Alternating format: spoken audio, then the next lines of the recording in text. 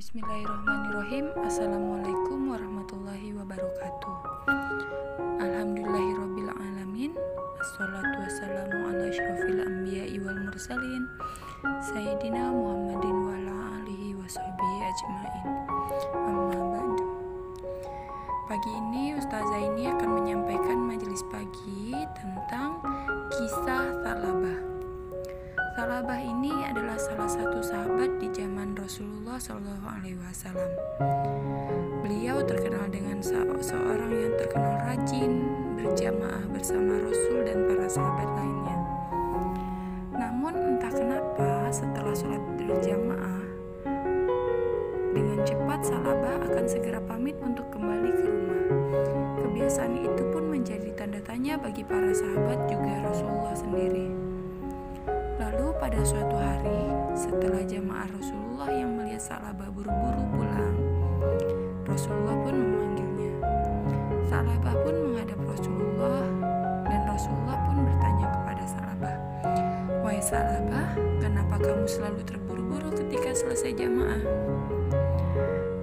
Dengan sopan Tha'labah pun menjawab pertanyaan Rasulullah. "Sesungguhnya saat ini di rumah ada seorang yang menungguku ya Rasul. Dia menunggu untuk bergantian memakai baju untuk melaksanakan sholat. Saya hanya memiliki sehelai kain untuk dipakai secara bergantian. Ketika saya sholat, maka istri saya akan bersembunyi hingga saya datang untuk kembali." Tha'labah menjelaskan dengan sebenar-benarnya. Rasulullah sangat terkesan dengan Tha'labah, lalu mengizinkannya untuk segera pulang. Selang beberapa hari kemudian, Tha'labah meminta tolong kepada Rasulullah untuk mendoakan dia agar bisa merubah nasib sedikit saja, agar memiliki harta benda. Tha'labah merasa sangat lelah dengan keadaan yang miskin dan menderita seperti sekarang. Rasulullah pun berkata kepada Tha'labah, "Wahai Tha'labah, bersyukurlah dengan apa yang kau miliki saat ini," nasihat Rasulullah. Beliau takut ketika Tha'labah memiliki harta benda, Tha'labah akan menjadi lupa pada agamanya. Tha'labah pun pamit undur diri meskipun sesungguhnya dia belum puas dengan jawaban Rasulullah. Dia ingin memperbaiki hidupnya.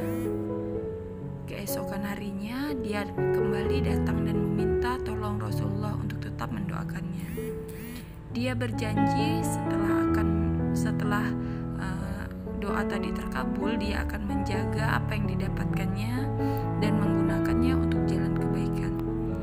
Rasulullah pun akhirnya mendoakan Tha'labah agar dia memiliki harta dan bisa hidup dalam kemewahan. Tha'labah pun nampak begitu senang, lalu kembali pulang untuk memberitahu kepada istrinya dengan membawa 2 ekor kambing pemberian Rasulullah. Sejak saat itu, Tha'labah rajin merawat 2 ekor kambingnya, menernaknya sehingga memiliki banyak anak hingga bertambahlah kambing Tha'labah. Kini dia pun sudah hidup berkecukupan. Namun sejak dia sibuk mengurusi ternak kambingnya, dia menjadi jarang berjamaah. Bahkan dia sering mengakhirkan sholat. Dia terlalu sibuk dengan kambing daripada harus bertemu dengan pencipta alam semesta. Jarangnya Tha'labah ke masjid ini menimbulkan tanda tanya kepada Rasulullah. Ada apa gerangan dengan Tha'labah? Rasulullah pun mengutus sahabat untuk ke tempat Tha'labah, bertepatan dengan perintah zakat untuk kaum yang mampu pada saat itu. Tha'labah yang saat ini sudah menjadi saudagar kaya diharapkan mau menzakatkan harta dari ternak kambingnya. Namun siapa sangka, dengan gaya seperti orang bodoh, dia berpura-pura tak mengerti tentang zakat atau pajak yang diajukan sahabat. Dia menolak berzakat. Sahabat yang ditugaskan pun kembali dan langsung menghadap Rasulullah. Sahabat itu menceritakan semua perilaku Tha'labah.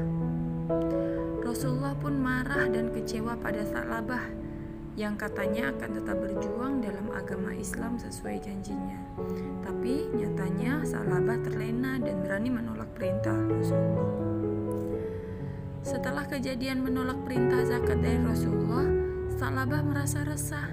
Dia merasa bersalah karena telah mengingkari janjinya. dia memutuskan untuk ke kediaman Rasulullah. Dia ingin meminta maaf sekaligus memberikan zakat dari ternak kambingnya.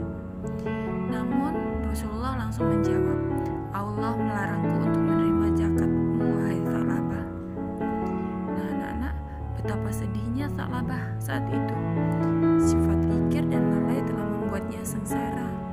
Dia tidak menyerah ketika Nabi Muhammad wafat. Dia bermaksud memberikan zakat kepada Abu Bakar yang saat itu menjadi khalifah. Tapi Abu Bakar juga tidak menerima, sampai pada kepemimpinan Utsman juga tidak berani menerima. Akhirnya sampai mati Tha'labah tidak bisa menzakatkan hartanya. Dia telah dilaknat Allah dan Rasulullah sejak berani menolak perintah zakat. Itu adalah balasan bagi seorang yang telah lalai pada agama dan janji yang dibuatnya sendiri, juga akibat dari kikir serta tamak yang dimiliki. Nah anak-anak, marilah kita belajar dari kisah ini agar bisa menjaga harta, menempatkannya dengan tepat.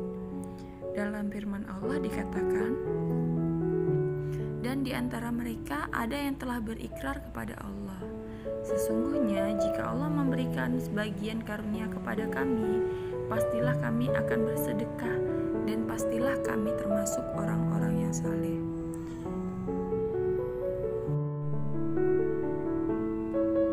Maka setelah Allah memberikan kepada mereka sebagian dari karunia-Nya, mereka kikir dengan karunia itu dan berpaling, dan mereka memanglah orang-orang yang selalu membelakangi kebenaran. Quran Surah At-Taubah ayat 75-76. Baiklah anak-anak, sekian majelis pagi hari ini.